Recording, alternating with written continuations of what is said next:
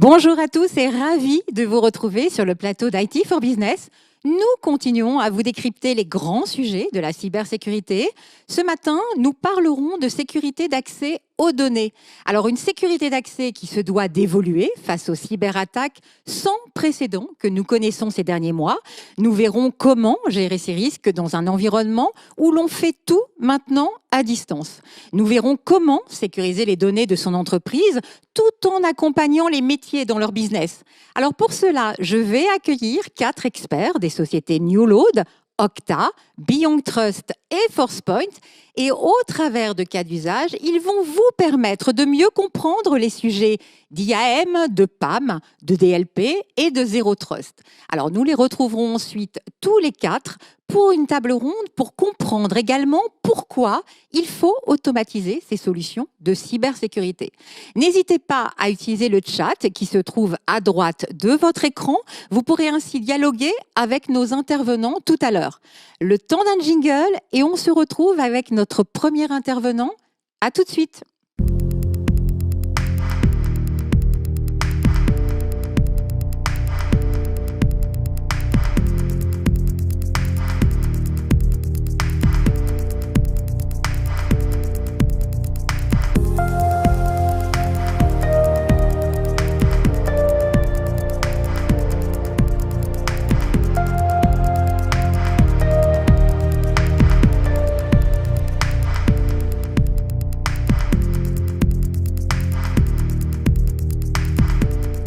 Bonjour Yann Bruno, ravi de vous accueillir sur le plateau d'IT for Business. Alors vous êtes directeur solution de la société Newload. Quelques mots sur Newload. Eh bien oui, Newload, nous sommes un intégrateur cybersécurité. Pour vous donner quelques chiffres pour nous positionner sur le marché, Newload, c'est une société qui a une dizaine d'années d'expérience, qui a une quarantaine de collaborateurs aujourd'hui et qui a réalisé sur son dernier exercice à peu près 18 millions de chiffres d'affaires. Newload a un ADN assez technique. En tout cas, c'est l'ADN de ses fondateurs notamment, et on aime cultiver une différence sur notre marché qui est qu'on a une approche qui est plutôt orientée solution plutôt que produit, ce qui est peut-être un différenciant par rapport à certains de nos concurrents. Et sur cette notion de solution, l'idée c'est de repartir du besoin client, d'identifier vraiment son besoin, d'apporter des solutions à son besoin qui n'est pas nécessairement un produit, qui peut être pourquoi pas un produit, mais un cocktail de produits, et avec des intégrations peut-être un peu plus poussées, au travers de développement, l'utilisation d'API ou ce genre de choses. Alors, face à l'industrialisation de ces cyberattaques qu'on connaît depuis ces derniers mois, est-ce que vous avez changé la façon d'appréhender le système d'information de vos clients, vous qui parlez de design thinking dans votre entreprise ? Oui, alors c'est une bonne question, mais je pense qu'il y a deux aspects dans la question. Le premier aspect, c'est cette notion d'industrialisation de la cyberattaque. Effectivement, c'est une tendance de fond aujourd'hui. Et je pense que la meilleure réponse qu'on peut avoir à ça, justement, c'est d'avoir de l'automatisation, c'est d'automatiser un certain nombre de process dans l'entreprise quand on parle de cybersécurité. De toute façon, ça devient une obligation. On parle d'industrialisation, donc on parle d'un grand nombre de cyberattaques, d'une augmentation massive. Et on peut pas, aujourd'hui, on n'est pas armé, en tout cas les entreprises sont difficilement armées pour pouvoir lutter en fait face à cette vague. Donc il y a plusieurs aspects à ça, mais je pense qu'un des aspects principaux, c'est justement la capacité d'automatiser pour justement être en capacité d'adresser l'ensemble de l'exposition qu'on peut avoir sur Internet. Dans le cadre de la table ronde. Alors, on parle de sécurisation des données, mais également des accès. Quels en sont les grands enjeux ? Alors c'est une bonne question. Je pense que un des premiers enjeux, l'enjeu le plus important, je pense même en tout cas dès le départ, c'est la notion d'identité.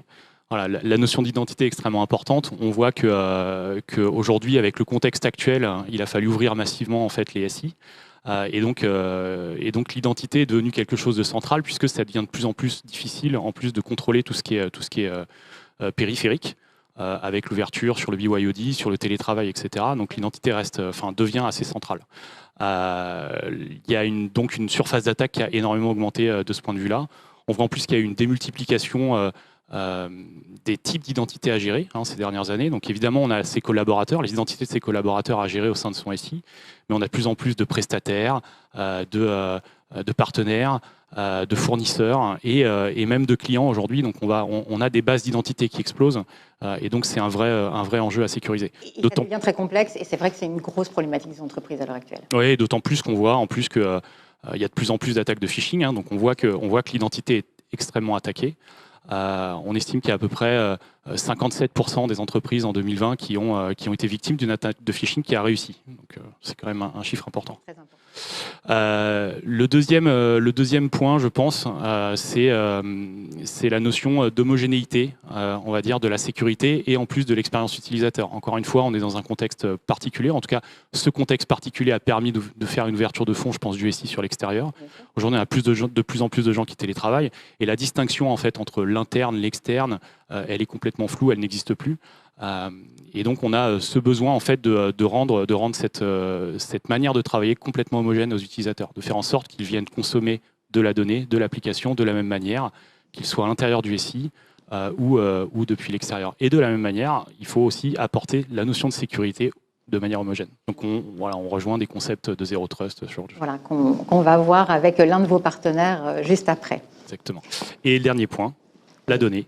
Donc je pense que la donnée, c'est vraiment aussi le nerf de la guerre. Aujourd'hui, c'est la richesse des entreprises. On estime aussi, alors je crois que c'est une étude d'IBM qui disait qu'il y avait qu'une attaque en fait sur la donnée. Aujourd'hui, ou en tout cas sur une attaque réussie sur la donnée sur une entreprise, aujourd'hui, ça coûte à peu près 3,8 millions de dollars à une entreprise, donc c'est excessivement important. Et la donnée aujourd'hui, on a besoin en fait d'en maîtriser son exposition et également d'en maîtriser l'usage qui en est fait. Alors, en tant qu'intégrateur, vous qui déployez ce type de prestations au sein de vos clients, quelles sont les grandes erreurs à éviter ? Je vais repartir des différents points que j'ai évoqués, mais je pense que le premier point, c'est justement la gouvernance sur les identités. C'est-à-dire que ce point est quand même assez important, notamment sur tout ce qui est process. Donc on a des process d'onboarding qui sont assez généralement plutôt bien tenus, ou en tout cas plutôt bien construits en fait, dans les entreprises, puisque quand un collaborateur arrive, on a besoin de lui créer ses accès pour qu'il puisse travailler. Par contre, on a des process d'offboarding qui sont peut-être déjà un peu moins bien maîtrisés. Et pourtant, c'est très important parce que, encore une fois, on a une démultiplication des outils et donc une démultiplication des comptes. Et il peut arriver qu'on oublie ou qu'il y ait des mauvaises méthodes d'offboarding et que certains comptes restent ouverts quand un collaborateur quitte la société. À éviter, c'est d'oublier ces process, en tout cas de les revoir, et là on va revenir sur les concepts de zéro trust. C'est de ne pas avoir de process ou de ne pas avoir de process abouti effectivement sur la gestion de ces identités. Et même au-delà simplement de l'onboarding, de l'offboarding, il y a aussi la notion de cycle de vie. Un utilisateur, quand il arrive dans une entreprise, entre le moment où il arrive et le moment où il en sort, il a eu une vie d'utilisateur, donc il a changé de poste, il a changé de droit. Et il faut aussi savoir justement gérer, et notamment encore une fois dans une approche zéro trust, savoir gérer ce changement de droit et donc attribuer en fait les autorisations en fonction de ce que l'utilisateur a besoin. Une autre erreur à éviter. Oui, une autre erreur à éviter, c'est d'oublier ou en tout cas de ne pas avoir de process spécifique pour gérer les comptes à privilèges. Ah. Les comptes à privilèges, on va y revenir tout à l'heure, très important. Effectivement, les comptes à privilèges, ils ont plusieurs caractéristiques. La première, c'est qu'ils ont énormément de pouvoir en fait sur le SI. Et la deuxième caractéristique, c'est qu'ils sont, de par leur première caractéristique, très attaqués. D'accord ? Donc, on a besoin en fait d'avoir des process spécifiques en fait pour la gestion de ces comptes à privilèges. D'accord. Donc là, on parlera de PAM plus précisément. On parlera de PAM. Et on y reviendra effectivement. Une autre erreur à éviter ? Oui, une autre erreur à éviter, c'est de comprendre, en tout cas de garder en tête que la donnée a une valeur. Voilà. Et d'ailleurs, on le voit, puisque aujourd'hui, les attaques, elles ciblent quasi systématiquement la donnée, soit pour vous la rendre inaccessible, donc avec des ransomware, soit pour l'exfiltrer, la donnée, la revendre. Et souvent aujourd'hui, d'ailleurs, maintenant, les deux. C'est-à-dire que souvent, quand vous faites attaquer par ransomware, on exfiltre la donnée avant de vous la chiffrer, et en plus, on va la revendre sur le dark web. Effectivement, on estime qu'il y a à peu près, si je ne dis pas bêtise, 150% d'attaques de ransomware en 2020 par rapport à 2019. Donc il y a une augmentation massive, donc c'est important. Et sur cette donnée, je pense que, en tout cas, un des conseils qu'on peut donner, c'est d'en avoir une cartographie, d'être capable de l'identifier, de savoir où elle est, et puis d'en contrôler l'usage. Donc là, effectivement, on va parler de DLP ou ce genre de technologie. Alors, nous allons accueillir 3 de vos partenaires qui vont nous permettre justement de revenir sur les 3 grandes erreurs et de décrypter un petit peu la protection des accès. Mais avant tout, est-ce que vous pouvez nous présenter un cas d'usage que vous avez déployé chez l'un de vos clients? Oui, bien sûr. Alors, on a un slide. Exactement, on a un slide qui va nous permettre de voir ça normalement. Hop là, voilà. Donc effectivement, donc la première chose qu'on peut voir, c'est qu'effectivement, comme on disait tout à l'heure, on est reparti avec ce client du départ, c'est-à-dire qu'on a travaillé avec le client justement sur la définition de son besoin clair pour lui mettre en face vraiment la solution qui lui conviendrait le mieux. Et cette solution, elle est passée dans un premier temps par l'intégration en fait d'une brique Okta. Donc pour tout ce qui est gestion des identités, avec une première brique fonctionnelle qui va être cette notion d'annuaire universel qui va permettre de concentrer et d'être un référentiel général unique pour l'ensemble des identités de l'entreprise. Donc ça, c'est un point important, ça permet de venir rationaliser, concentrer en un seul point pour la gestion complète.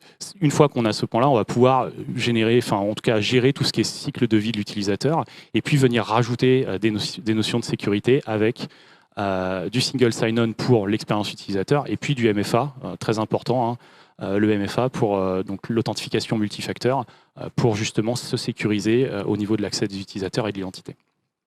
C'est la première étape. Exactement. Première étape. La deuxième étape, c'est l'intégration en fait d'un mécanisme de PAM. Donc là, avec la société Beyond Trust, qui a déjà nativement en fait une interaction avec le produit Okta. Donc là, c'est vraiment une intégration native qui permet en fait à l'application de PAM de venir consommer en fait l'identité directement dans Okta. Donc on a toutes les notions d'autorisation, les notions d'authentification qui vont être gérées au niveau du PAM. Le PAM va permettre d'accéder aux administrateurs, aux tiers mainteneurs, aux différents partenaires qui ont besoin de droits privilégiés en fait sur certains pans du SI et amener tout un jeu en fait de fonctionnalités de sécurité, c'est-à-dire par exemple évidemment l'injection de mots de passe de manière à ce que les utilisateurs n'aient jamais accès au mot de passe réel, mais également de l'administration à 4 mains, des workflows d'approbation et puis l'enregistrement des sessions, etc. Ensuite, une troisième étape. Et ensuite, une troisième étape qui va être beaucoup plus ciblée sur la donnée. Donc, une fois que les utilisateurs vont avoir accédé, donc que ce soit des utilisateurs à privilège par le biais du PAM ou des utilisateurs plus classiques par le biais d'autres mécanismes type VPN ou ZTNA, on a ce besoin justement de contrôler la donnée, de l'identifier, de savoir où elle est et surtout de savoir quel est l'usage qui en est fait. Donc là, effectivement, on a cette brique de Forcepoint sur le DLP qui va venir contrôler l'usage fait par la donnée une fois que les utilisateurs ont accédé au SI. Alors la donnée, évidemment, elle peut être, on est dans des SI hybrides aujourd'hui, donc la donnée, elle peut être évidemment sur des filers on-prem, sur du cloud, sur de l'application SaaS, indifféremment. Et puis la dernière étape, évidemment, c'est qu'on a voulu aussi créer des interactions. En tout cas, dans ce cas d'usage-là, on a eu besoin de créer un certain nombre d'interactions qui n'étaient pas natives. Et donc là, on a créé un petit peu d'automatisation, on va dire, en utilisant du développement sur de l'API avec différents langages. Et on s'est rapproché d'un process DevSecOps pour ce développement. Voilà, très important le DevSecOps. On a fait d'ailleurs une matinale sur IT for Business que vous pouvez revoir en replay. On en reparlera tout au long de cette matinale. Merci beaucoup Yann pour ce décryptage. Alors bien sûr, on va vous retrouver à la fin de cette matinale pour la table ronde, parce qu'il ne s'agit pas d'accumuler des outils, mais bien de les automatiser et de les intégrer. C'est très important pour éviter de remettre de l'humain derrière ces outils. On en reparlera tout à l'heure. Merci beaucoup. Un petit jingle et on se retrouve tout de suite avec notre prochain intervenant.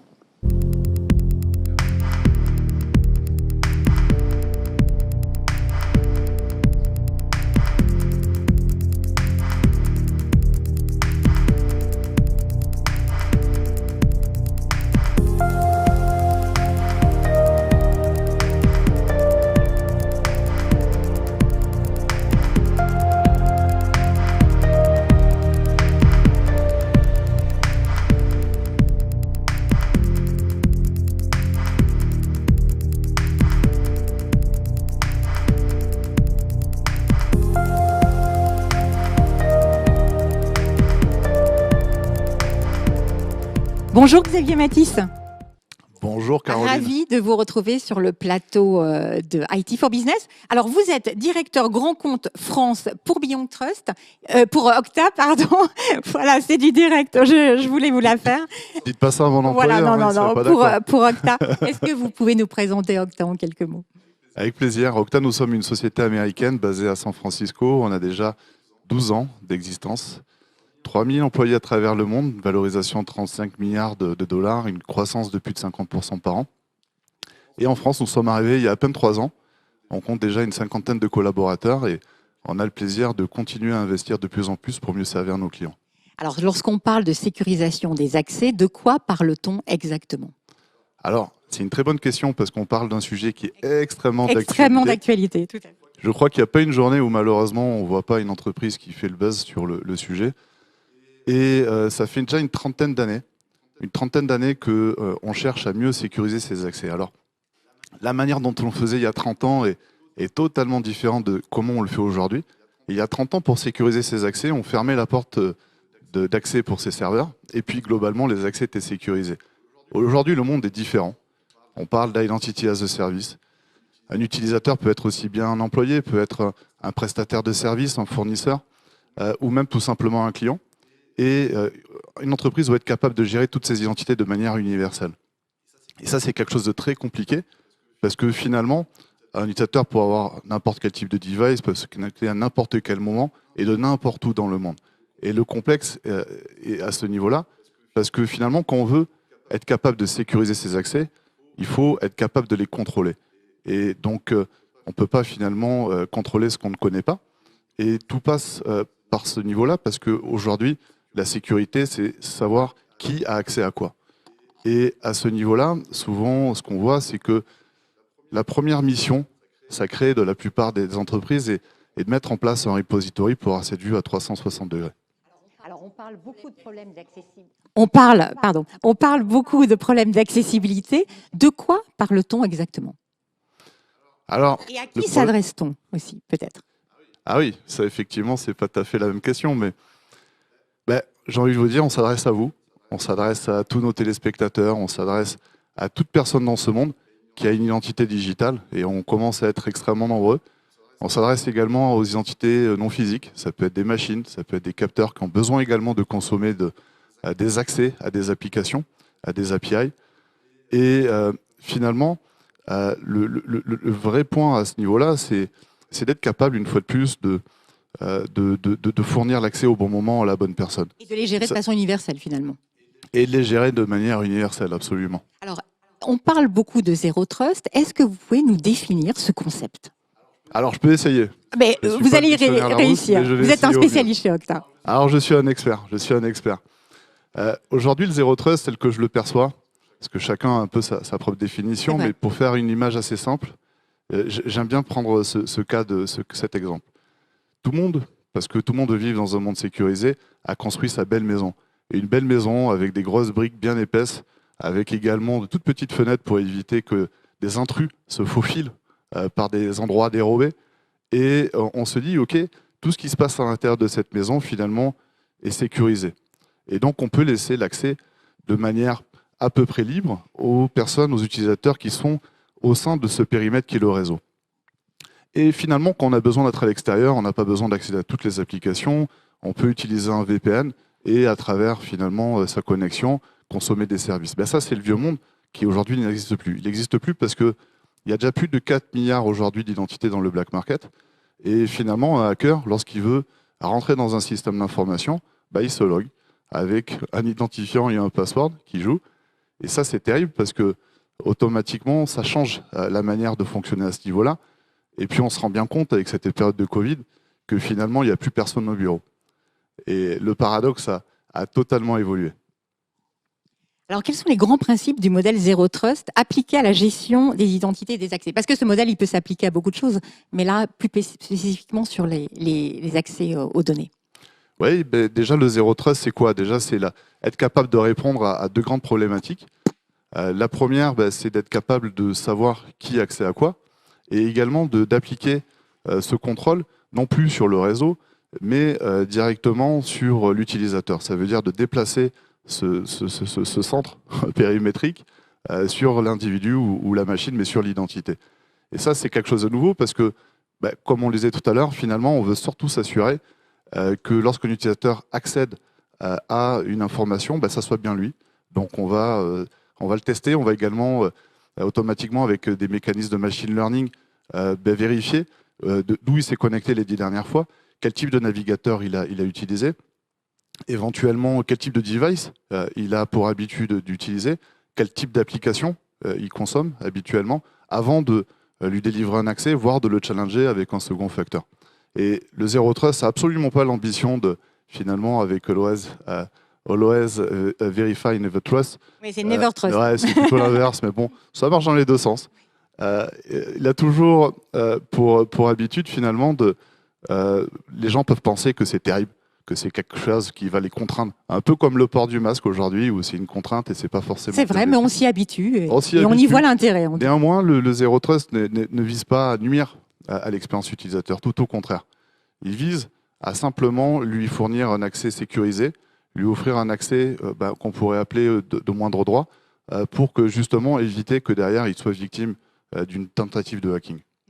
Alors, peut-on parler de maturité du Zero Trust? Parce qu'on en parlait déjà il y a 20 ans. Oui. C'est pas un concept nouveau. Non. En revanche, il revient au devant de la scène et c'est pas pour rien. Quels sont les composants finalement qui sont matures? Alors, j'avais préparé un petit slide. Je me suis dit qu'il allait servir forcément. Et écoutez, on va le voir. Alors, et donc la courbe de maturité du déjà Zero Trust. l'IAM, il faut comprendre qu'aujourd'hui l'IAM c'est un voyage. Ce que j'appelle un voyage, c'est qu'on ne part pas tous avec le même sac à dos. Moi-même, j'aime bien les aventures. Le week-end dernier, donc je suis ravi d'être là aujourd'hui, j'en ai profité pour faire un stage de survie avec quelques amis. Et ce qu'on nous conseille quand on fait un stage de survie, c'est finalement partir avec des choses simples qui vont être efficaces. Pourquoi? Parce que rapidement, il faut être capable justement de se fabriquer un lieu pour dormir, quelque chose de sécurisé, et également d'avoir de quoi allumer un feu. Finalement, dans le monde de l'IAM, c'est un peu pareil. On a son héritage.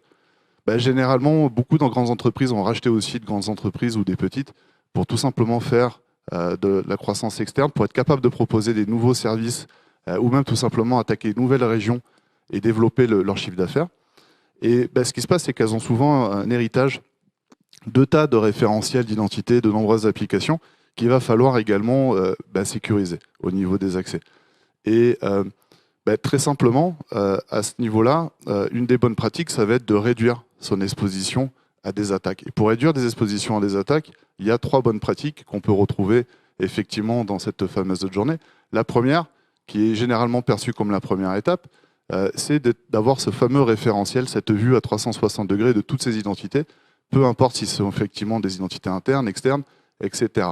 Le deuxième point va être, en termes de bonnes pratiques, de limiter les tâches manuelles et donc d'automatiser. Et le maximum Exactement, les process. parce qu'on se rend compte qu'aujourd'hui, beaucoup d'entreprises se font également hacker parce qu'elles oublient de gérer le cycle de vie de leurs identités et donc de déprovisionner aussi des utilisateurs.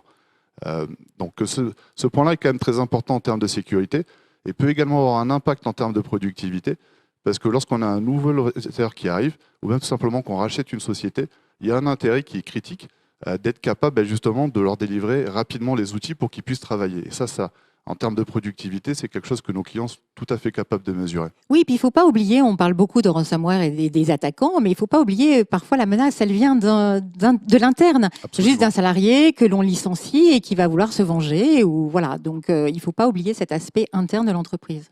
Absolument, comme dit le vieux proverbe, on est souvent trahi par les siens. C'est des choses qui peuvent arriver, il faut être prêt. Et c'est justement la troisième bonne pratique qui vise aujourd'hui à aller un peu plus loin, qui vise tout simplement à avoir une sorte de politique de gestion de la sécurité en interne et de la baser justement sur le comportement de ses utilisateurs. Et c'est quelque chose qui est beaucoup plus fin, c'est quelque chose également qui interagit avec d'autres outils de cybersécurité pour justement permettre aux entreprises notamment de corréler des informations, notamment si le device est enregistré ou non, etc., pour aller demain vers une capacité à proposer notamment du passwordless. Parce que comme vous disait tout à l'heure, aujourd'hui, le password, c'est quelque chose qui va tendre à disparaître. Alors, une question aussi très importante, c'est comment maintient-on le Zero Trust avec les nouveaux services qui doivent rester interopérables? Ça c'est vraiment un point très compliqué. C'est la question de tout le monde, ça. C'est comment finalement on peut continuer à déployer de nouvelles applications, voire des dizaines de nouvelles applications, parce que les demandes du business sont sans limite, sans jamais baisser sa garde. Et pour le coup, il n'y a pas 10 000 solutions. C'est un peu comme l'exemple que je prenais tout à l'heure sur la survie. Il faut être capable de faire des choses simples et efficaces. Il y a des notions de time to value. Et c'est là où des solutions d'identity as a service comme Okta peuvent apporter tout leur sens. Elles peuvent apporter tout leur sens parce que c'est effectivement des choses qui sont simples à intégrer, complètement interopérables, qui supportent tous les standards et qui, derrière, vont faciliter justement la fédération d'environnements complexes, hybrides, etc. Et surtout très simples à maintenir. Parce qu'une fois qu'on a mis en place sa solution parfaite, il faut être capable demain de l'adapter pour répondre aux menaces qui vont arriver, pour répondre éventuellement à de nouveaux standards, pour répondre également avec l'interopérabilité avec de nouveaux outils. Et souvent, le maintien en conditions opérationnelles est une épine dans les entreprises, quelle que soit leur taille. Et le dernier point, c'est que toute entreprise aujourd'hui, et notamment les chefs de projet, lorsqu'ils démarrent un projet, il est important pour eux d'avoir une sorte de quick win, que le projet soit successful pour aller plus loin. Parce qu'une journée, aujourd'hui, ce n'est pas uniquement finalement un outil d'IAM autour de la cybersécurité, c'est un ensemble aujourd'hui de composants qui vont permettre d'aller plus loin dans cette démarche. Et d'ailleurs, nous, de manière assez régulière, on a l'opportunité de se corréler avec des SIEM pour que justement nos clients soient en capacité de faire une analyse beaucoup plus poussée, une corrélation d'événements ou non-événements. Une dernière question, quels sont les prérequis pour aborder ce type de méthode? Quelles sont les attentes, les premières questions de vos clients? Alors, elles sont assez différentes. Chaque client attaque généralement sa journée, comme vous êtes tout à l'heure, par un angle un peu différent. Parce que il n'y a pas un projet qui ressemble à un autre? Non, pas tellement. Après, ce qui est certain en termes de prérequis, comme on le disait tout à l'heure, c'est d'être capable finalement, peu importe si on a des identités fragmentées ou pas, parce que dans tous les cas, ça pourra arriver demain avec le rachat de nouvelles sociétés, c'est d'avoir cette agilité, cette capacité sans forcément partir dans de grands projets de migration où on va vouloir, dans un monde idéal, à tout avoir dans le même repository.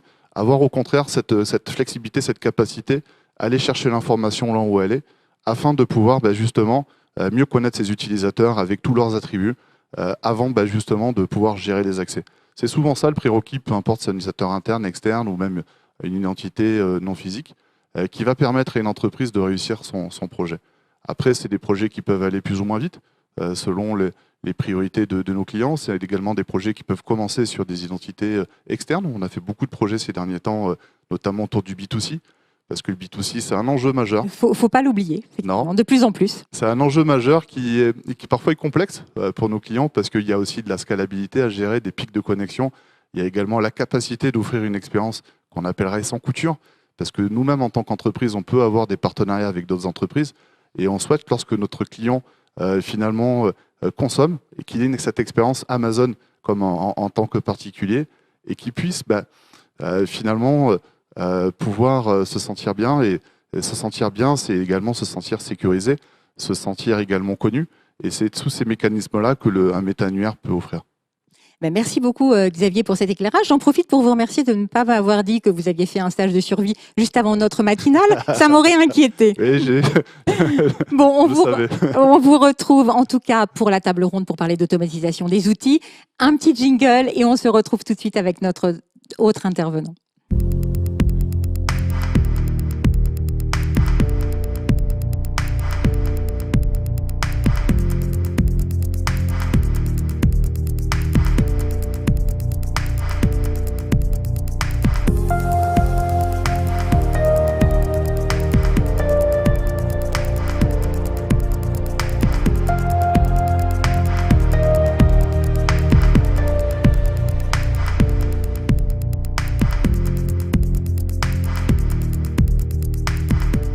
Bonjour Alexis Serrano.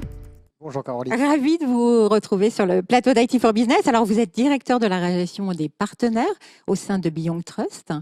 Quelques mots sur votre société? Tout à fait. Donc Beyond Trust est un éditeur américain d'1 millier de personnes qui a pour expertise et comme spécialisation la gestion des privilèges IT sur lequel on se dédie depuis plus de 20 ans maintenant.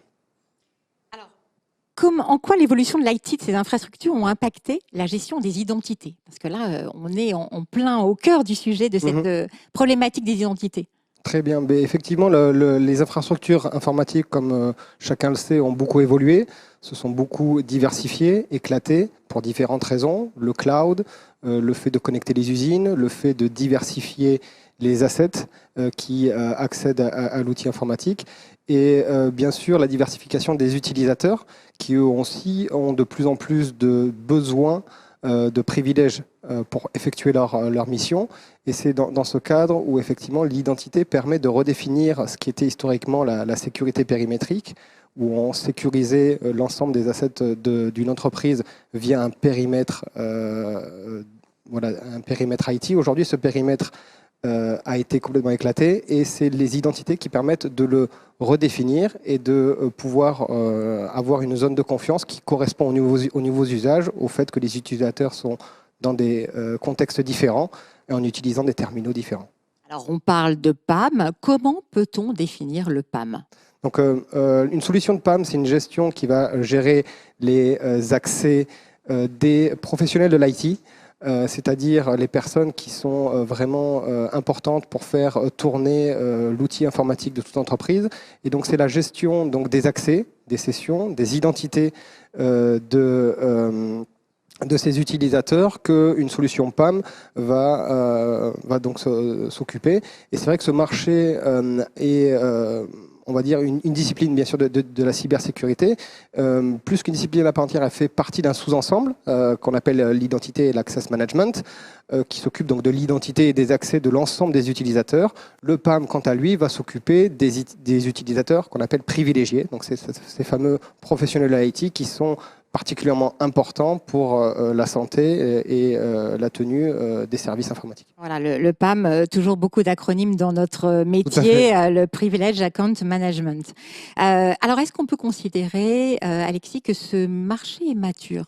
Oui, effectivement, donc particulièrement mature, déjà parce qu'il y a plus de 20 ans que ces solutions existent. Ces problématiques ont été historiquement d'abord adressés par rapport à des populations critiques, donc les utilisateurs les plus critiques, sur les assets les plus critiques. Comme on l'a vu, ces utilisateurs se sont diversifiés, ces assets aussi, les privilèges IT de l'ensemble de nos employés se sont diversifiés et ont été diffusés, et largement diffusés, en dehors de cette zone historique de contrôle. Et c'est en ça où toute entreprise aujourd'hui se doit d'avoir un projet de PAM, soit parce qu'effectivement ils l'ont déjà fait par le passé sur un premier périmètre ou sur des premières briques fonctionnelles, principalement autour de la cession d'accès et de la gestion des mots de passe. Mais c'est vrai qu'aujourd'hui on a des cas d'usage beaucoup plus complexes, beaucoup plus granulaires, où on a besoin d'aller beaucoup plus loin dans le contrôle de ces fameux privilèges IT, tout en gardant, je dirais, une expérience utilisateur, parce qu'on disait que c'était les professionnels IT, c'est ceux qui font tourner l'infrastructure informatique, donc il faut s'assurer que ces gens-là puissent travailler dans de bonnes conditions et qu'on ne vienne pas non plus trop pénaliser leur productivité. Et donc c'est en ça effectivement où c'est un marché mature, parce qu'aussi il y a tous ceux qui n'ont pas encore adressé un projet PAM, qui sont en train de regarder particulièrement ce sujet-là. Bien sûr. Alors qu'est-ce qui a changé concrètement en termes d'approche des projets PAM ? Donc, comme je disais, historiquement, les projets PAM avaient pour vocation à aller protéger le Graal de l'outil informatique, c'est-à-dire vraiment là où on avait les utilisateurs les plus critiques sur les assets les plus critiques qui détenaient la propriété intellectuelle de l'entreprise ou alors les enjeux de production de l'entreprise.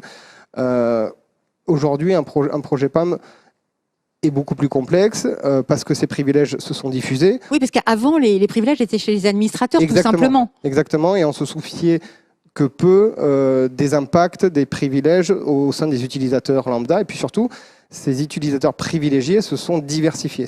Avant, on avait l'admin, système et réseau. Très important, on se souvient. Qui faisait la pluie et le beau temps. Maintenant, on a des responsables métiers qui sont complètement différents, des responsables de support, des responsables de maintenance. Les DevOps, les développeurs, le helpdesk aussi. Exactement. Donc, chacun d'entre eux a un usage d'une solution PAM qui est clairement différent. C'est en ça où BeyondTrust apporte une expérience utilisateur avec un module dédié à chacune de ces populations. On le verra plus tard dans quelle mesure on peut apporter la conciliation entre la sécurité des accès et des identités des utilisateurs privilégiés et leur expérience utilisateur, parce qu'on, comme on le disait, la productivité y est liée de près. Alors, les sujets PAM sont souvent considérés comme des sujets complexes parce qu'ils ne s'appliquent pas d'un client de la même façon d'un client à un autre. Concrètement, on commence par quoi? Très bonne question. Je ne pense pas qu'il y ait une réponse unique à cette question. Forcément. Les sujets sont différents parce que chaque client est différent, chaque historique est différent. Tout à fait, mais on va dire pour un client qui souhaiterait s'engager dans ce type de projet. Déjà, c'est regarder quel est l'historique de la gestion de ces privilèges. Sans pour autant avoir une solution PAM, on a forcément une gestion de l'activité de ces administrateurs, de ces prestataires, de ces privilèges IT au sens large, de ces droits administrateurs. Donc, c'est vraiment regarder Cartographie. en cartographie, voilà, quels sont ces utilisateurs, quels sont ces assets. Et c'est un petit peu en ça où on arrive à redéfinir le scope de priorité. C'est-à-dire que chaque entreprise va pouvoir définir en fonction de son historique, en fonction de ses investissements passés, mais aussi des usages actuels de ces populations cibles, de définir quels vont être mon scope. Parce qu'idéalement, il faudrait cartographier l'ensemble des privilèges sur l'ensemble des assets, sur l'ensemble des utilisateurs. Je crois que j'ai un slide. Voilà. Alors, concernant la typologie, on a un slide effectivement qu'on va voir à l'écran. Voilà, qui permet de voir où sont les privilèges qui vont concerner mon projet. Comme je le dis, l'idéal, ce serait de pouvoir les couvrir tous, qu'on soit dans du supply chain, dans du DevOps, bien sûr dans des assets qui sont éclatés dans différents clouds, et bien sûr les assets on-premise. Et chaque client va avoir sa cartographie de risque, de métier, d'investissement passé. Et c'est en ça où il va pouvoir définir son premier périmètre en termes de localisation des assets qui font tourner ces fameux privilèges. Et on peut aussi décliner ça en plusieurs étapes. D'accord, donc là on voit les surfaces d'attaque toujours plus étendues avec les quatre étapes. Les quatre, on va dire, typologies d'assets. Donc on va pouvoir dire, par exemple, aujourd'hui, ça peut être bien sûr la priorité, je dirais, stratégique d'un plan sans contexte, mais après, on peut rajouter des éléments contextuels, c'est-à-dire que l'entreprise est en train d'ouvrir un fort nombre de prestataires, donc j'ai un risque accru sur les assets sur lesquels vont accéder ces prestataires, et donc je peux driver un premier projet exclusivement pour adresser ce risque via un des modules PAM, et garder ça en tête pour le lier à un programme PAM qui va venir se décliner via différentes étapes. D'accord. Donc c'est en ça où on va pouvoir définir ces différents assets. Et puis la deuxième composante, dans ce deuxième slide...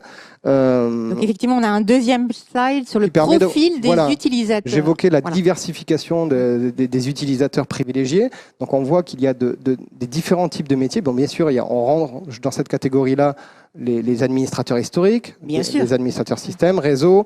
On a rajouté les développeurs, les prestataires externes, mais on a aussi rajouté les machines-outils pour le supply chain, les techniciens de support du helpdesk qui sont souvent oubliés des projets PAM parce qu'on a une forte adhérence à l'expérience utilisateur. Ces gens du helpdesk ont besoin d'aider un utilisateur final à résoudre son ticket.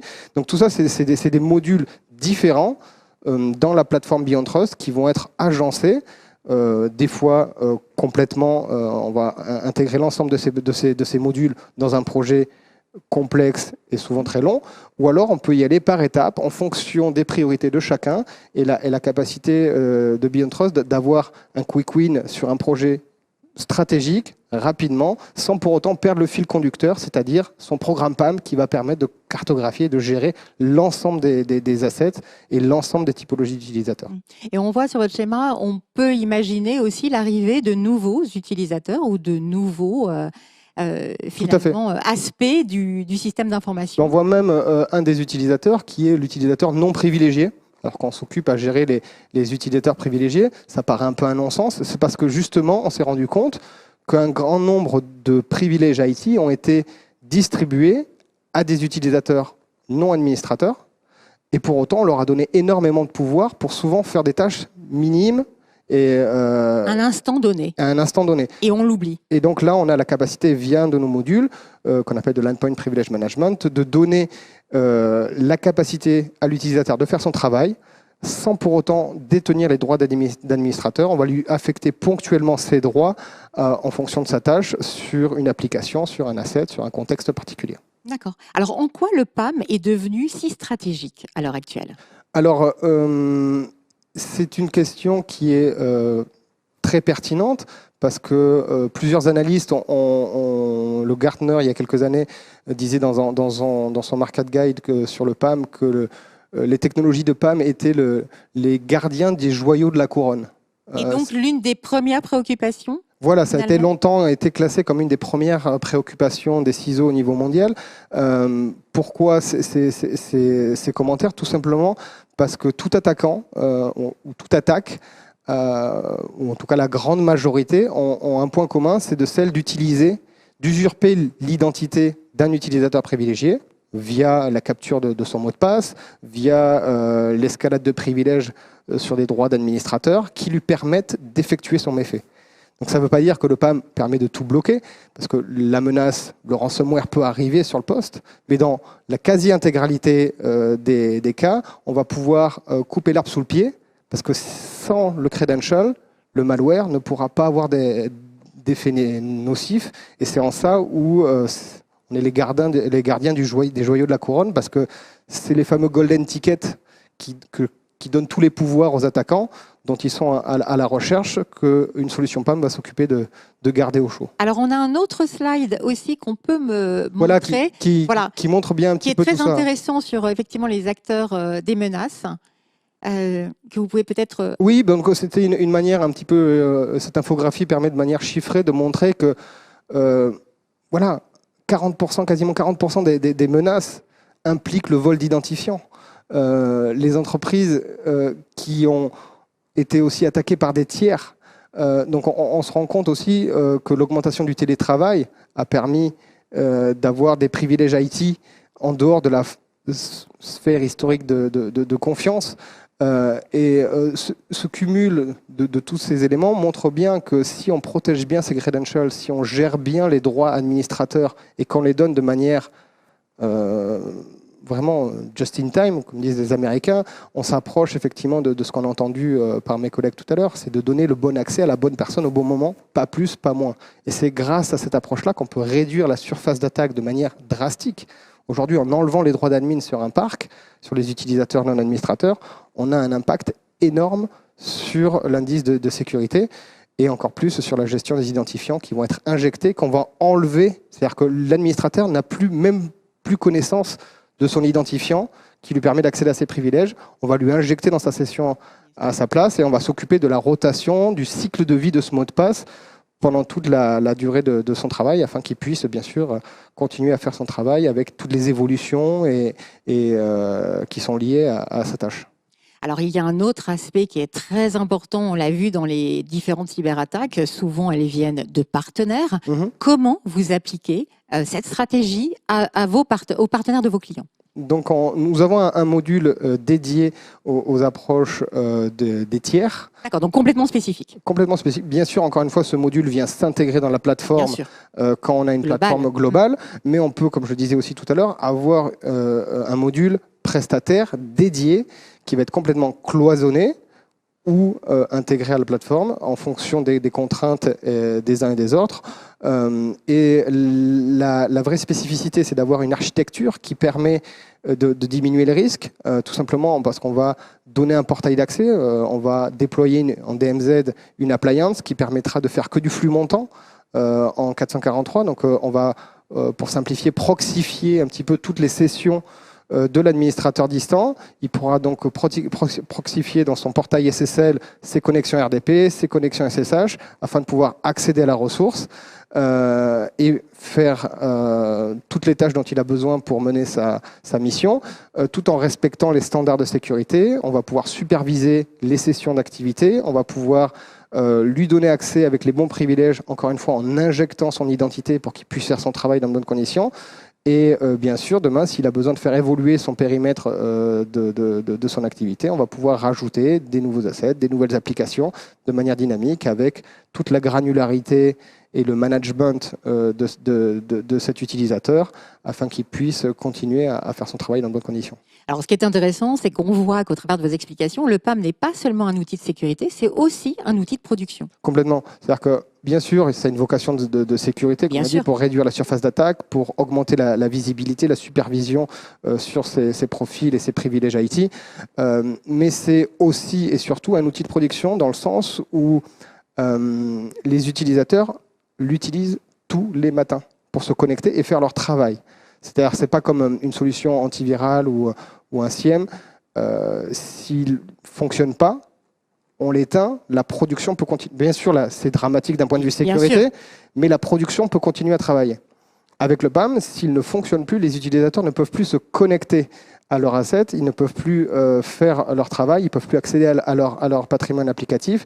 Donc c'est en ça où c'est l'expérience utilisateur qui va être décisive pour l'adoption et la validation d'un projet PAM qui a une énorme dépendance sur l'expérience utilisateur de ces fameux utilisateurs privilégiés. Merci beaucoup Alexis pour cet éclairage sur le PAM. On vous retrouve bien entendu dans quelques instants pour la table ronde et on se retrouve dans quelques instants avec notre 4e et dernier intervenant. À tout de suite.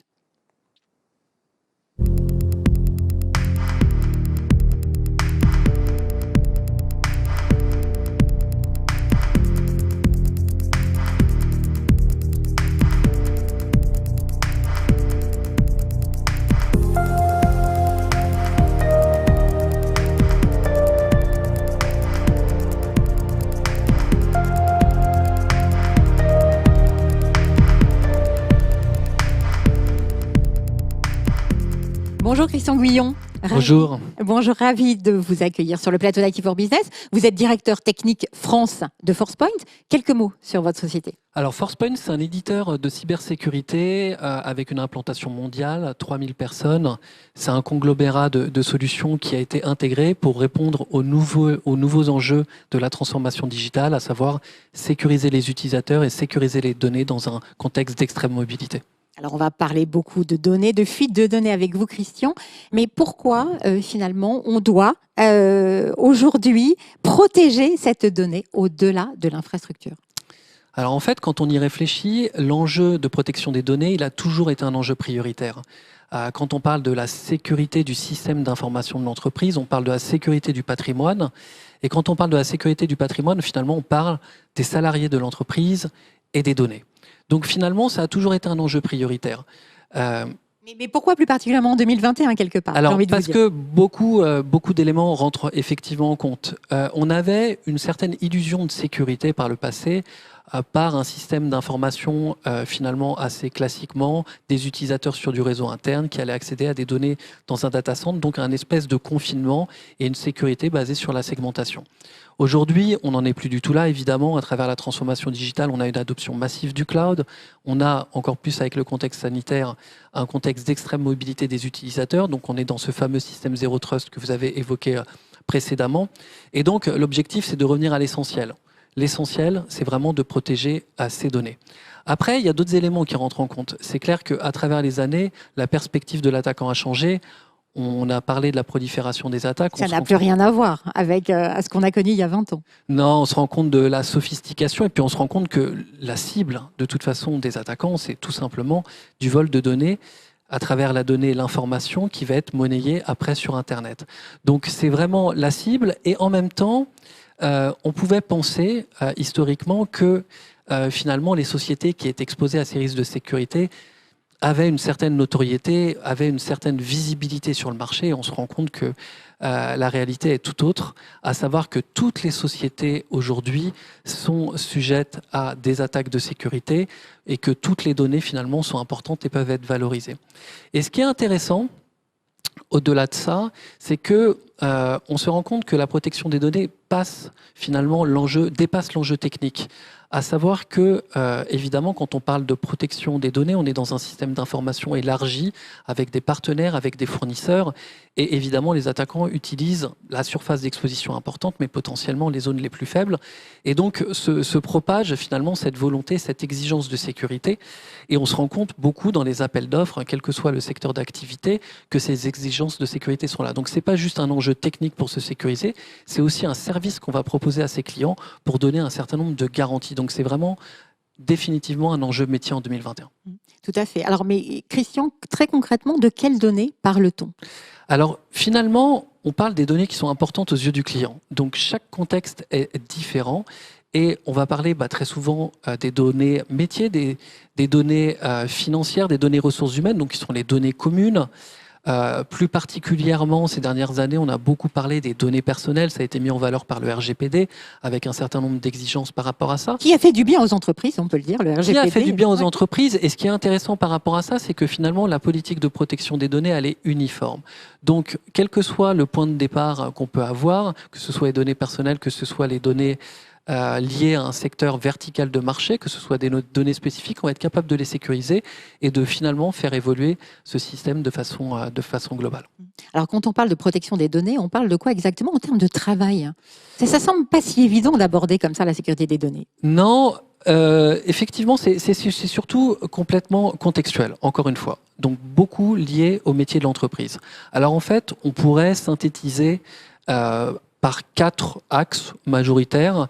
Le premier axe, c'est tout simplement des clients qui veulent réduire un risque dans le cadre d'un segmentation ou de la protection d'un canal de communication, d'une typologie de données précise.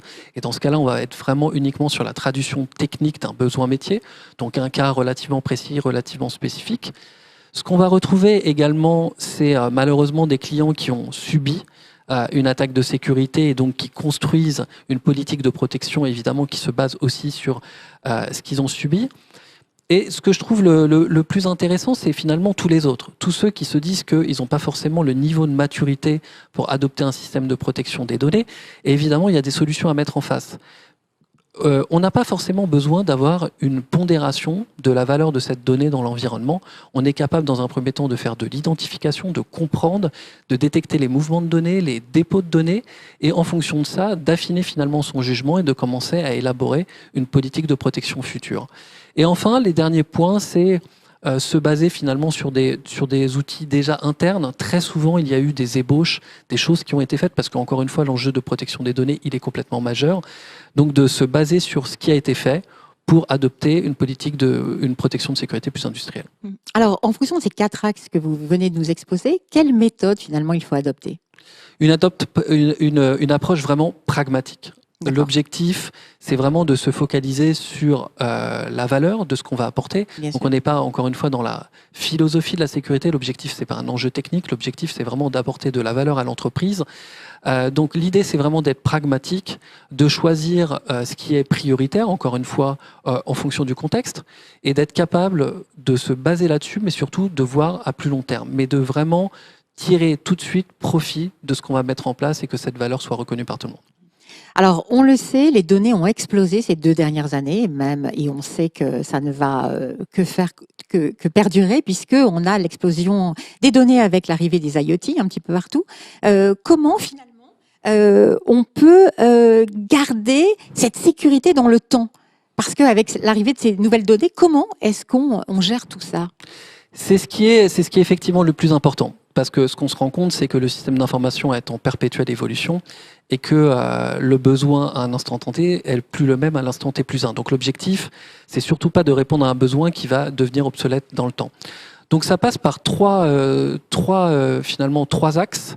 Le premier qui correspond à finalement l'intégration de cette protection des données dans les processus dans l'entreprise, ce qu'on appelle basiquement le security by design. Qui est très important, effectivement. Exactement, donc vraiment adhérer à ce contexte d'entreprise et donc être capable, encore une fois, de partir d'un point de départ, mais de la faire évoluer dans le temps et que se suivent les processus d'entreprise. Donc que chaque nouveau projet, donnant lieu à une génération de données importantes, qu'elles puissent être intégrées dans ces mécanismes de sécurité. Et on le voit, c'est pas si simple dans les IoT, d'obliger comme ça les entreprises, lorsqu'elles sortent leurs produits, d'avoir une démarche de security by design.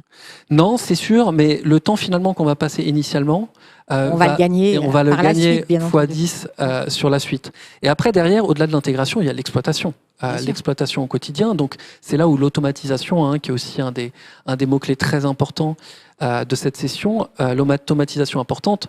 L'objectif, c'est encore une fois de contextualiser cette solution dans un environnement client et de pouvoir utiliser les systèmes ouverts, ce qu'on appelle communément les API, donc les interfaces, de façon à automatiser, industrialiser la configuration, l'exploitation, le reporting, le management, la gouvernance. Alors, ça paraît très compliqué comme ça, mais ça peut être très sommaire. Encore une fois, ça s'adapte aux besoins. Et puis, le dernier point, parce que la confiance n'exclut pas le contrôle, l'objectif, c'est vraiment de pouvoir faire un assessment, donc une évaluation de la sécurité de ce que font les utilisateurs au quotidien. Et encore une fois, de définir ensemble les actions de rémédiation. Ça peut passer par de la pédagogie auprès des utilisateurs, ça peut passer sur des actions techniques, sur du reporting, mais de prendre en compte effectivement toutes ces choses-là pour s'assurer du succès du projet. Alors l'humain est le grand sujet de ForcePoint. Comment, Christian, on remet le sujet de l'humain dans les sujets de cybersécurité ? Alors c'est ce que j'évoquais initialement. Deux grands éléments dans le patrimoine de l'entreprise. On a les données et on a l'humain. Alors on sait que l'humain est générateur de valeur, mais qu'en même temps c'est aussi un risque, évidemment, dans le cadre de l'entreprise, trop souvent pointé du bois. Et donc c'est vraiment aux solutions de s'adapter à ces utilisateurs. Donc finalement il y a plusieurs éléments. Ce qu'on se rend compte, c'est que quand on se focalise sur la protection des données, on n'a qu'une partie de l'image. On se rend compte que le contexte, le profil de l'utilisateur, voilà, ses habitudes en fait au quotidien, la façon dont il fonctionne va permettre d'apporter beaucoup de précision et de mieux juger les événements de sécurité. Et donc c'est à ce niveau-là qu'on rentre vraiment dans une nouvelle étape de protection de la donnée qui s'adapte au comportement utilisateur. Et si on élargit un petit peu le sujet, et on voit avec les différents acteurs qu'on a ici, l'objectif c'est de proposer un écosystème global de sécurité. Et puisqu'on n'a jamais réussi à identifier 100% des menaces qui arrivaient au niveau du système d'information, on se rend compte que les mouvements de données et des mouvements anormaux de données, sans pour autant avoir détecté la menace, peut être finalement un signal faible qui va permettre de détecter des tentatives de fuite d'informations et de prévenir ces fuites d'informations, d'arrêter d'être réactif, d'être davantage proactif et de travailler potentiellement à des solutions tierces pour couper les accès. Donc l'humain est vraiment indispensable et va permettre vraiment une exhaustivité de la protection qui va être appliquée au niveau des données. D'accord. Concrètement, on commence par quelle étape dans ce type de projet, de DLP ? Alors, on va déjà dans un premier temps, fonctionnellement, on va essayer d'avoir de l'adhésion. Très important. Voilà. C'est indispensable pour pouvoir bien vivre ce projet, quel que soit le résultat qu'il y a derrière. D'où tous les projets de sensibilisation, toutes les opérations qui sont faites en interne dans les entreprises. De se rendre compte que finalement, quand on parle de sécurité, on ne parle pas que aux équipes sécurité et que surtout quand on parle, c'est ce que j'évoquais avant, quand on parle de protection des données, on parle d'un enjeu métier, donc un enjeu majeur pour le métier de l'entreprise. Donc il faut reconnaître cette valeur et donc avoir l'adhésion des métiers. À partir du moment où on a l'adhésion des métiers et où tout le monde est aligné sur le fait que cette protection des données est indispensable, forcément le projet se passe bien. Sur la partie technique, beaucoup plus simple, c'est ce que j'évoquais avant, rentrer vraiment dans un échantillonnage, partir vraiment de quelque chose de pragmatique, montrer de la valeur rapidement sur la protection des données, puis étendre progressivement à travers l'industrialisation des processus. Une partie fonctionnelle, une partie technique, toujours les deux en parallèle. Une dernière question, Christian, quand on parle du comportement de l'utilisateur, de quoi parle-t-on plus spécifiquement ?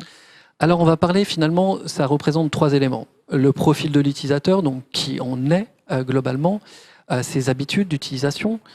Quand on prend souvent l'exemple, nous, dans notre métier, des commerciaux, quand ils téléchargent des bases de données clients, est-ce que finalement on a affaire à quelqu'un qui essaye d'exfiltrer de la donnée ou est-ce que c'est tout simplement légitime dans un travail avec des connexions réseau qui ne sont pas forcément abouties?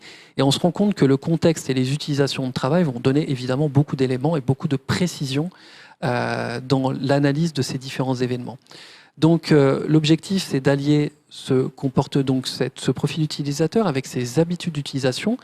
Et de là, évidemment, c'est ce qu'on appelle du machine learning ou de l'intelligence artificielle, d'avoir des inférences, d'avoir une capacité de déduction qui va nous permettre de mieux comprendre, encore une fois, ces mouvements et d'identifier et de mettre en lumière les vrais événements de sécurité, ces signaux faibles. Et puis finalement, d'aider à la prise de décision.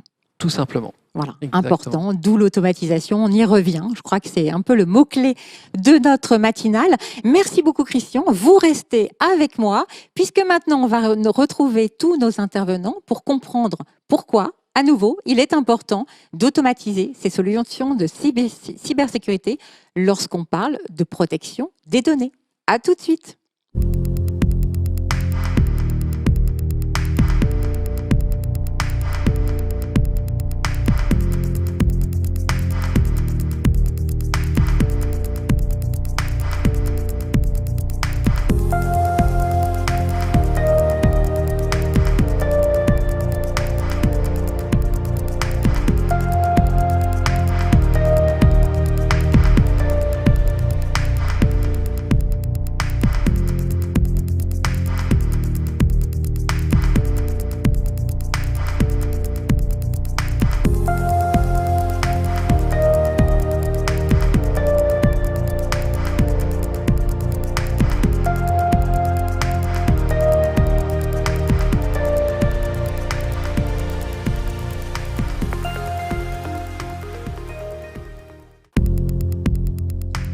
Eh bien, ravi de vous retrouver avec cette fois nos 4 intervenants. Alors, ma première question, Yann, pourquoi avez-vous développé ce type de partenariat croisé ?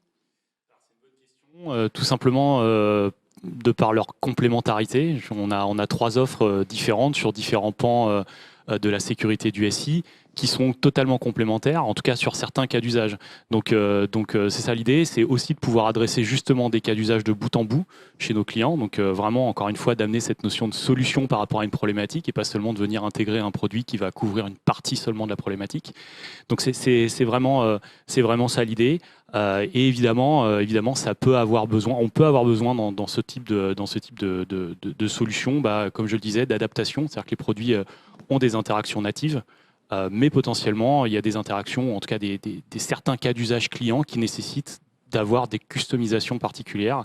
Et dans ce cadre-là, on va, de notre côté, amener justement cette richesse à cet endroit-là en utilisant les API que les constructeurs aujourd'hui mettent à disposition pour la quasi-intégralité, pour développer des petits connecteurs, des applications complémentaires qui vont venir créer du lien entre ces différents produits. Donc on est un peu comme sur un jeu de Lego avec différentes briques. Ouais.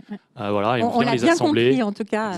C'était très intéressant effectivement de voir qu'on gagne du temps dans les projets et surtout de la compréhension. Alors je me retourne vers vous 3. En quoi votre partenariat, la mise en place de ce partenariat croisé a été important pour vous ? Qui veut commencer ? Je peux commencer si vous le souhaitez. Écoutez, c'est une question qui est très simple. C'est un partenariat qui est important parce que pour réussir, généralement, c'est toujours mieux et plus simple d'être en équipe et d'être bien accompagné. Et pour le coup, quand on regarde aujourd'hui l'équipe qu'ils ont réussi à constituer, on a aujourd'hui des gens qui sont passionnés, mais au-delà d'être passionnés, ils sont certifiés. Et compétents. Exactement. Et être certifié aujourd'hui dans le monde de l'IAM, c'est quelque chose de nécessaire. C'est un marché qui va très vite, c'est un marché d'experts.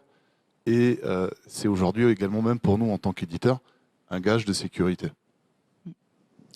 Un autre retour peut-être ? Oui, donc effectivement, déjà il y a la complémentarité avec Newload. Comme le disait mon collègue, en tant qu'intégrateur de nos solutions, c'est de pouvoir s'appuyer sur des compétences déjà dès la phase de conseil, d'implémentation, de support et de maintenance de nos solutions. Donc ça, c'est primordial. Et puis surtout, comme l'évoquait Yann, cette capacité de créer des passerelles en utilisant bien sûr les connecteurs que l'on a nativement et qui intègrent des connexions avec d'autres éditeurs. Et puis surtout, avoir une proposition de valeur qui se retrouve enrichie technologiquement, avec des cas d'usage qui sont adressés de bout en bout, qui ne se limitent pas simplement aux fonctionnalités de nos propres solutions. Et puis surtout, d'avoir au niveau du client un retour sur investissement interprojet, c'est-à-dire qu'on va pouvoir, via un projet Beyond Trust, apporter des métriques de retour sur investissement sur le projet Okta que le client a fait l'année passée. Donc c'est ce type d'approche qui permet d'avoir un échange gagnant-gagnant-gagnant entre le client et son prestataire de solutions, et puis entre les différents éditeurs qui s'y retrouvent largement. Oui, et surtout, on n'est pas là pour accumuler des outils, mais bien pour voir la logique. Et je pense que ça a été très clair dans vos présentations à tous. Alors Christian, pour vous, ce partenariat ? On a parlé effectivement de la compétence technique qui est importante, mais je crois qu'aujourd'hui, les clients, ils attendent beaucoup plus que de l'intégration technique. C'est ce que Yann indiquait tout à l'heure en termes d'intégration de solutions. Je crois que on peut avoir le meilleur produit du monde, s'il est mal intégré, mal exploité, on n'en tirera pas grand-chose. Donc l'objectif, c'est que ce produit et la façon dont est utilisé le produit soient complètement adaptés aux besoins du client. Donc ça nécessite évidemment de l'écoute, ça nécessite du conseil, ça nécessite d'être un acteur de confiance, de ne pas être uniquement sur la compétence technique et les solutions techniques, et d'être capable de contextualiser, encore une fois, dans l'environnement client pour que ce soit parfaitement adapté. Et donc, à partir de ce moment-là, le client verra automatiquement de la valeur. Et j'ajouterais juste une chose, c'est qu'il y a la contextualisation, mais il y a aussi la vision à moyen terme. Vous l'évoquiez tout à l'heure, on a beaucoup accumulé des solutions de sécurité sans en forcément tirer le bénéfice. Donc, le système d'information va encore évoluer. On n'est pas dans la phase finale, on est juste dans une phase intermédiaire. Donc, il faut voir évidemment à plus long terme. Et donc, à ce titre-là, on considère que Newload est vraiment un acteur stratégique. Et puis, important aussi, on l'a vu, parce que derrière ces outils, ces nouveaux outils, parfois, on est obligé de remettre de l'humain. Et c'est vrai que les RSSI se plaignent parfois de devoir recruter des compétences qu'on ne trouve pas spécifiquement. Alors, on a vu les avantages pour vos clients, ils sont très clairs. Maintenant, quelles sont les étapes dans la mise en place d'un tel programme ? Yann. Oui, alors je pense que la première étape, et on en a déjà un petit peu parlé ou on l'a évoqué tout à l'heure, justement, c'est la redéfinition du besoin. C'est-à-dire de bien identifier quel est le besoin client en discutant avec lui, évidemment, avec ses métiers, pour bien comprendre quel est le besoin et le redéfinir avec lui. Peut-être avoir une approche itérative. On parlait design thinking tout à l'heure, on est vraiment dans cette notion très intéressante, effectivement. Voilà, de compréhension, de discussion. Et une fois qu'on va avoir identifié ce besoin, on va pouvoir construire justement le cas d'usage avec lui et donc pouvoir commencer à construire de la solution pour répondre à ce besoin. Un commentaire supplémentaire avant de passer au sujet. Alors, le mot fort de cette matinale, ça a été le terme d'automatisation. Pourquoi, messieurs, il faut automatiser ces solutions de cybersécurité ? Qui veut répondre en premier ? Je veux bien commencer. Alexis. Donc l'automatisation, c'est vrai que c'est un sujet dans l'économie qui date, mais qui, dans notre domaine, prend beaucoup plus d'ampleur parce qu'effectivement, c'est en ça où on va pouvoir optimiser la gestion des investissements et des différentes plateformes technologiques. Il y a un frein à l'automatisation qui est un petit peu historique, quel que soit le domaine, pas forcément dans notre métier, c'est la conduite du changement. Parce que qui dit automatisation dit remplacement par des machines d'emplois existants. Donc il y a cette conduite du changement. Donc beaucoup de freins en interne, parfois, dans certains secteurs en tout cas. Qui font très peur, parce qu'effectivement, il faut former, transformer un petit peu ses employés. Mais contre les idées reçues, j'entendais justement il y a quelque temps une étude anglaise sur l'industrie française de 1994 à 2015, qui, contre les idées reçues, prouvait concrètement que les entreprises qui ont investi dans l'automatisation ont recruté beaucoup plus que ceux qui n'investissaient pas dans l'automatisation, parce que en fait, l'automatisation va améliorer la productivité, va améliorer la qualité de service de l'entreprise et va permettre donc de développer le chiffre d'affaires, donc de recruter de nouveaux salariés et en plus de recruter des compétences qui sont beaucoup plus pointues. Voilà, et adaptées à notre contexte d'aujourd'hui. Et ceux qui ont été un petit peu diminués, les corps de métier que l'on a diminués vont devenir beaucoup plus niches et spécialisés et aussi valorisés et donc mieux payés. Donc contrairement aux idées reçues, l'automatisation peut avoir à long terme, bien sûr, ça ne se mesure pas sur une année fiscale, mais sur plusieurs cycles, on retrouve des effets très, très largement positifs pour l'entreprise. Oui, et sans oublier tous les aspects de sécurité. Donc, je rejoins mon confrère. Il y a 3 axes clés aujourd'hui, 3 bénéfices directs de l'automatisation. Le premier, c'est la réduction des coûts, comme vous le disiez, la simplification du fameux millefeuille technologique, le gain en productivité directe, qui tout ça se traduit en gain financier. Après, il y a un impact également direct, comme vous le disiez, qui est très important. Peut-être qu'il faut vraiment se ressouligner. Aujourd'hui, une grosse partie du business se fait à travers des moyens digitaux. Et d'automatiser permet d'accélérer également la rentrée de revenus, notamment d'être capable de délivrer un service de plus haute qualité à ses clients. Et ça, c'est quelque chose, je pense, qui est quand même très important. Le dernier point qui n'avait pas été évoqué, mais qui me semble être également très important, c'est de réduire son exposition, une fois de plus, à des risques de cybersécurité. On en a beaucoup parlé aujourd'hui, mais l'automatisation, une fois de plus, comme on l'avait dit lors de notre échange, va permettre de mieux gérer le cycle de vie de ces identités et donc potentiellement de déprovisionner notamment des comptes qui sont inactifs. Des attaques qui ont été fulgurantes, parce que c'est vrai qu'en dehors de leur importance en termes de volumétrie, il y a cette rapidité à aller jusqu'à l'AD. Donc effectivement, cette automatisation va permettre aussi de gérer ce délai qui est stratégique au moment de la pénétration du système. Yann. Oui, alors sur un point de vue un petit peu plus technique, je pense, il y a aussi d'autres bénéfices, je pense, à cette automatisation. On voit, et vous l'avez évoqué tout à l'heure, une pénurie de talents en réalité sur la partie cybersécurité. Au niveau mondial. Donc on manque de bras, oui. Et pourtant on a une exposition qui ne fait qu'augmenter.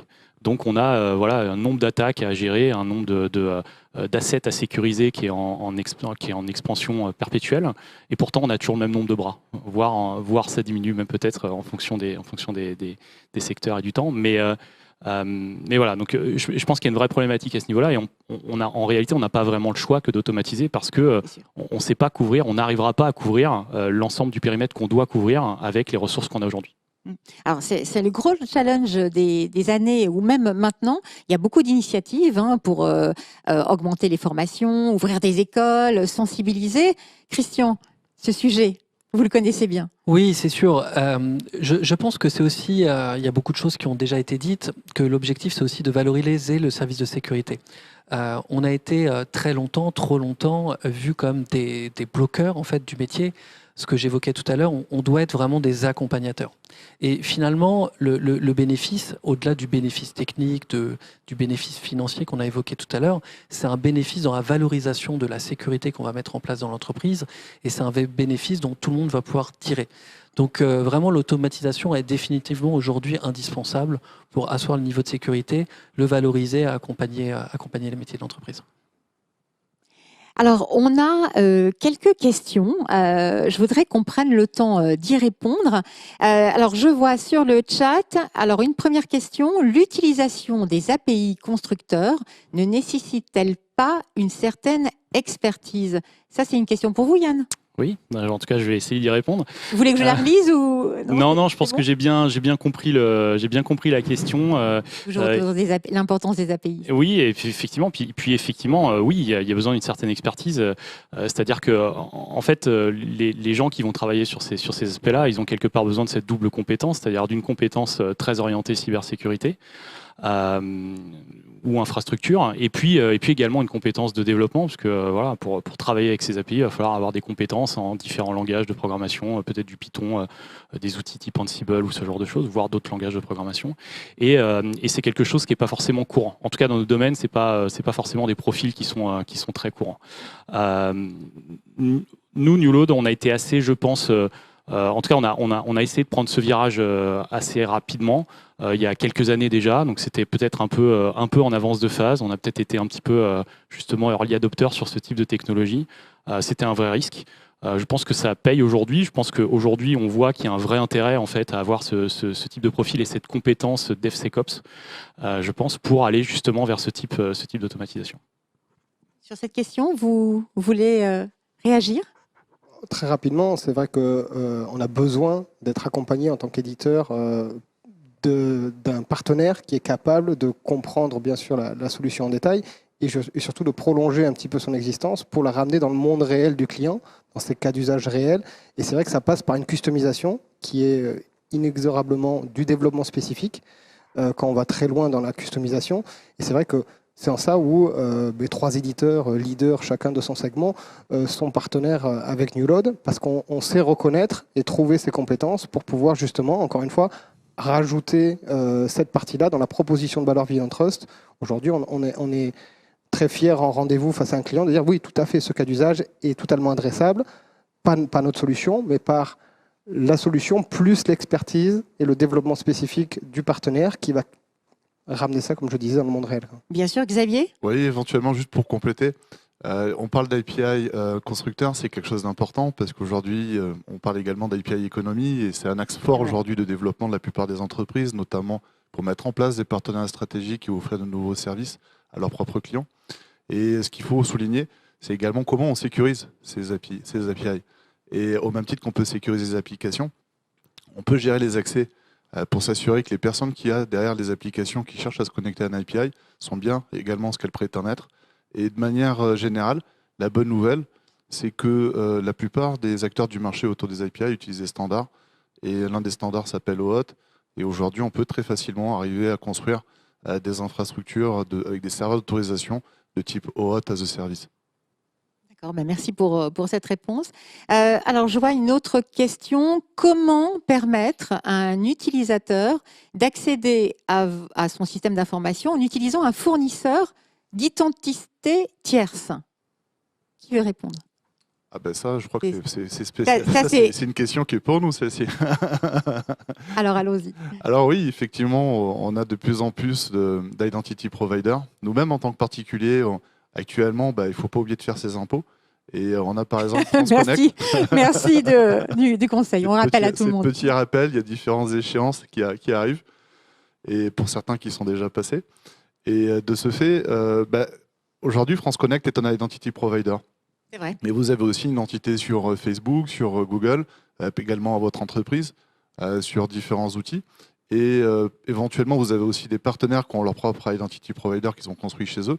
Et l'idée, ça va être finalement de déléguer l'authentification sur un tiers de confiance en mettant en place des mécanismes, une fois de plus, standards du marché qui s'appelle de l'Inbound Federation. Et à partir de là, tout simplement de pouvoir utiliser ce tiers de confiance pour s'authentifier sur votre service, sur votre système d'information.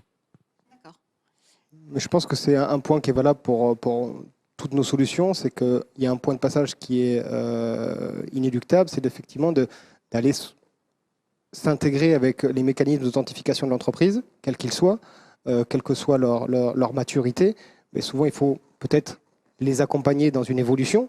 Mais quoi qu'il arrive, les PKI, les mécanismes de Kerberos, d'Active Directory, etc., tout ça, c'est les mécanismes de gestion de fédération de l'identité chez les entreprises sur lesquels l'ensemble des solutions que des éditeurs comme nous commercialisons ont besoin de s'appuyer pour justement avoir une empreinte forte sur l'écosystème du client. Merci pour cet éclairage. Alors, une autre question. Je pense que ça va être pour vous, Alexis. En quoi un projet PAM représente-t-il le socle d'une stratégie IAM ? Le socle, ça rejoint un petit peu ce que je disais tout à l'heure, c'est que le socle, pas forcément, mais en tout cas, c'est une composante qui est primordiale dans la mesure où un projet IAM, au sens large, il y a plein de disciplines. On va retrouver une partie qui est propre à l'authentification, au single sign-on, à l'authentification multifacteur. Ça concerne l'ensemble des utilisateurs. Dans le PAM, on s'occupe que des utilisateurs privilégiés. Donc les utilisateurs qui ont une réelle importance pour faire tourner l'outil informatique. Donc c'est en ça où s'occuper de ces identités paraît forcément ce qui, d'un point de vue sécurité, une des premières choses à faire, parce que c'est là où comporte le plus gros risque. Parce que c'est ça que vont chercher les différents attaquants dans le but de pouvoir passer sous les radars. Parce que quels que soient les outils de sécurité, de détection, etc., si l'attaquant a un credential à privilège, il est totalement invisible, parce qu'il devient un utilisateur légitime. Donc c'est en ça où c'est un socle qui est vraiment fondamental, parce que son impact sur le risque est énorme. Alors, une question, alors je vois l'idée de la question, mais je vais la reformuler de façon un petit peu plus large. Comment, finalement, dans vos différents projets, vous adressez la DSI ? À quel niveau, finalement, de la DSI vous adressez vos projets ? Parce que c'est pas si simple que ça. C'est par. Alors oui, et en même temps, c'est pas si compliqué. C'est qu'aujourd'hui, c'est toute la DSI qui est concernée. Bien sûr, il y a des spécialistes dans la plupart des grands comptes autour de l'identité. Néanmoins, dans des sociétés, des structures plus petites, parfois, c'est des sujets qui sont pilotés directement par le DSI lui-même ou le CTO. Néanmoins, on voit également de plus en plus de notre côté, autour de la gestion des accès d'identité, des personnes qui ne font pas partie de la DSI. Exact. Non, mais je vois l'idée de la question, c'est pour ça que... Par exemple, sur des projets B2C, donc en destination de clients finaux, généralement, on a des directions marketing. On a même également, sur des projets B2B, donc à destination de fournisseurs, des directions achats qui s'intéressent au commercial, au sujet. C'est plus compliqué, alors, pour leur parler de cybersécurité. Aujourd'hui, c'est finalement un sujet qui concerne l'ensemble de l'entreprise. On a beaucoup de projets également qui démarrent parce que c'est directement le comité, le COMEX qui a décidé de donner une impulsion, qui prend le lead et d'avancer sur le sujet, tout simplement parce que peut-être qu'eux-mêmes ont fait un audit de sécurité qui embarque notamment aujourd'hui tout le volet cybersécurité et qui leur donne des consignes d'avancer notamment sur certaines initiatives, notamment on parlait tout à l'heure du Zero Trust, mais c'est quelque chose qui revient assez souvent sur la table. Et de ce fait, c'est plus un changement d'entreprise, un changement de mode de travail et qui concerne l'ensemble des acteurs. D'accord.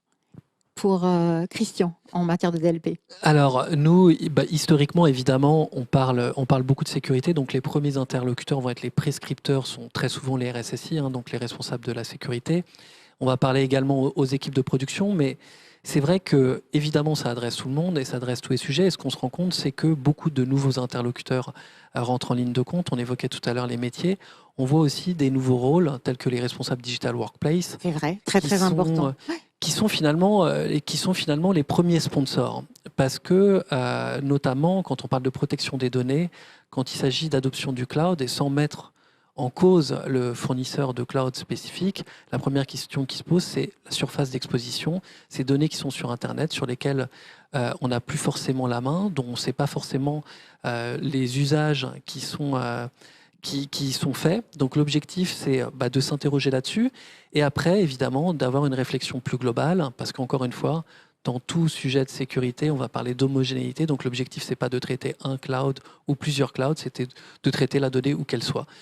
Donc beaucoup de nouveaux interlocuteurs, et encore une fois, les clés du succès, c'est évidemment de faire adhérer tout le monde et pas uniquement les équipes sécurité ou production.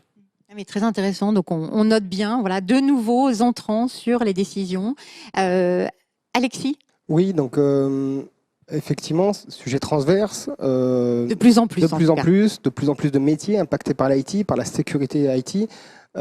Et puis aussi, il y a beaucoup de résonance au niveau de la DSI sur différents sujets. Bien sûr, tous ces projets sont liés à des projets plus transverses de transformation digitale ou des sujets de compliance, avec des audits qui sont déjà des fois beaucoup plus larges que la sécurité. Et en ça, la DSI a besoin de mener ces projets et via la production, via les responsables sécurité, via différents budgets, etc. Mais en tout cas, ils ont besoin que ces projets soient menés, pour pouvoir cocher les bonnes cases et faire avancer leurs projets d'entreprise qui souvent aujourd'hui dépassent largement le simple la petite mise en production d'une solution PAM, IAM, DLP, etc. Yann ? Oui, ce que je trouve intéressant, moi, c'est que de plus en plus, on va dire les entreprises et les différentes populations, en fait, les entreprises sont sensibilisées à la sécurité, ce qui est une bonne chose. De plus en plus, on va dire, pas toutes encore, non, mais pas toutes, y a de l'espoir. mais on sent quand même qu'aujourd'hui les problématiques de sécurité sont présentes chez d'autres rôles que ceux qu'on a coutume, en tout cas avec lesquels on a coutume de discuter. Et ça, c'est intéressant. Et ce qui est intéressant aussi, du coup, c'est que c'est beaucoup plus simple de faire adopter au sein des nouveaux projets, même qui sont des projets qui sont pilotés par les métiers, ces notions de sécurité directement intégrées au moment du projet. C'est un peu ce qu'on appelle la security by design, en disant, voilà, on va concevoir des applications, on va concevoir des nouveaux usages de consommation à l'intérieur de l'entreprise ou même à destination de nos clients, en intégrant tout de suite ces notions de sécurité directement au moment de la conception. Et ça, je pense que c'est vraiment quelque chose qui commence à rentrer vraiment dans les mœurs.